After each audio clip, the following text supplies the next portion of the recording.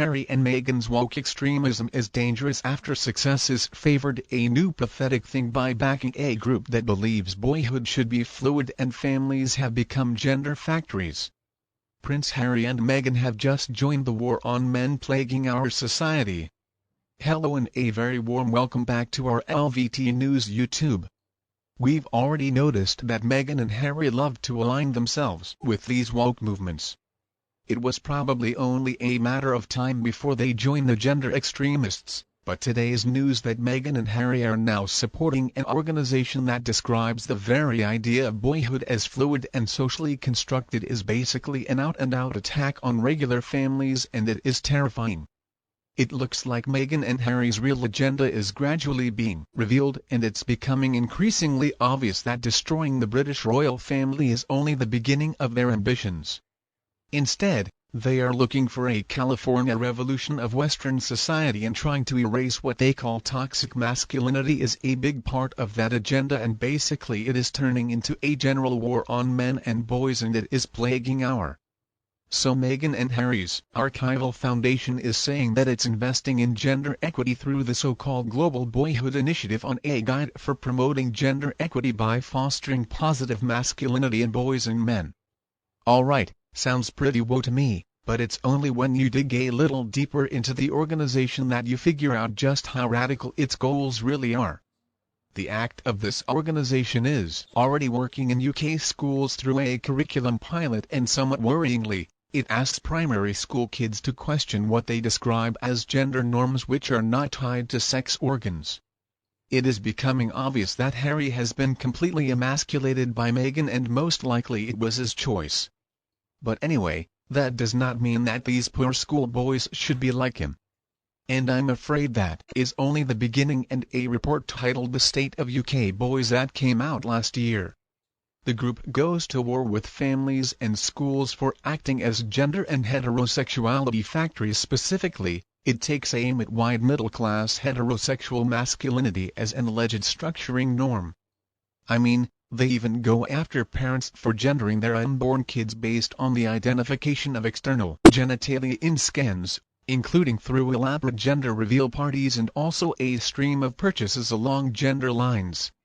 So yes, folks, you are understanding me correctly. According to Harry and Meghan's new buddies, just expressing your happiness on social media that you're expecting a little girl or a little boy makes you a big part of the problem. I mean, what is wrong with these people? I would really like to know how old a child needs to be before a parent can decide that they're actually raising a little boy or a little girl, and what are you supposed to call the kid before that age? Do they just call it it? So after a baby is born, there is criticism of assuming that boys or girls are naturally predisposed to act in particular ways. They really have a problem with that phrase. Boys will be boys. It would be ridiculous to suggest this kind of rhetoric was actually not infecting our education system both in the US and the UK. Because actually that's precisely what the Global Boyhood Initiative is trying to do. Their aim is for school students aged between 7 and 11 to be educated about the role gender norms play in their lives through activity-based questioning and critical reflection.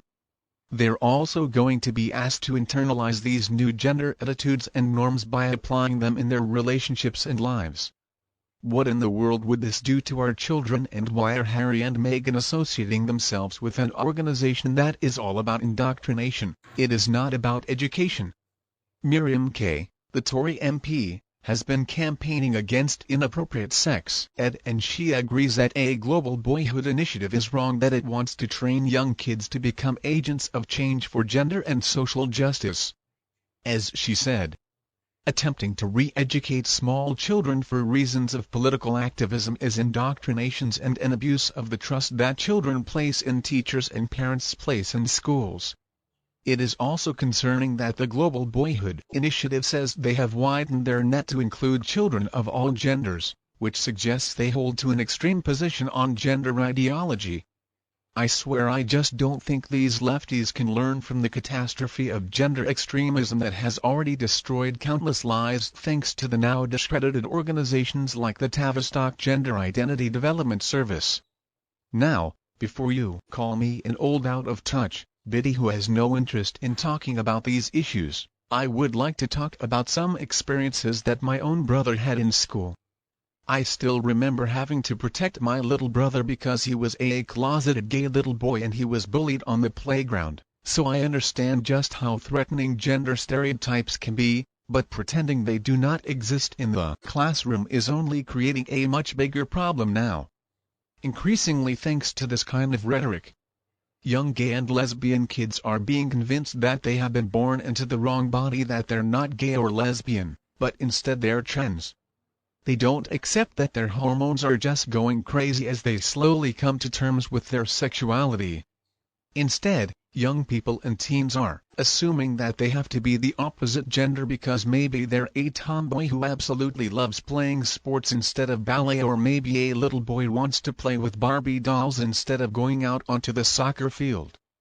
I mean, I thought about this before, actually, that if we were growing up today, some woke teacher probably would have tried to convince my brother that just because he preferred playing with dolls and sometimes he maybe liked to put on some lipstick, he must be a real girl inside and he needs to start taking some hormones and cut off his little penis. And there are consequences of this type of system. There are victims. There is a young woman I want to tell you about. Her name is Kira Bell and she was a real victim of the Tavistock Clinic. They prescribed her puberty blockers when she was 16 years old, and she went through a double Massachusetts when she was 20 years old, and then later on she realized that she was just struggling to accept her sexuality and many other relatively normal mental health issues. She was not transgender. Now, I'm not saying that children should be forced to follow gender stereotypes. I think it's perfectly fine for a little boy to play with a baby doll than a little girl to play with trucks. Schools and parents, though, need to adapt to the unique needs of individual kids who are struggling with their identity, but trying to say that there shouldn't be any celebration or acknowledgement by parents that they're having a little girl or a little boy is just ridiculous. Not only is it unnecessary, but is counterproductive. And that's not how Harry and Meghan dealt with the arrival of their two kids either. They are a couple of hypocrites. It has been mostly forgotten now that the two of them used the March 2021 interview with Oprah, where they accused the royal family of racism, to announce the world that they were expecting their second child. Prince Harry revealed it's a girl, and that was after the two of them had a joke argument over who was going to share the news now.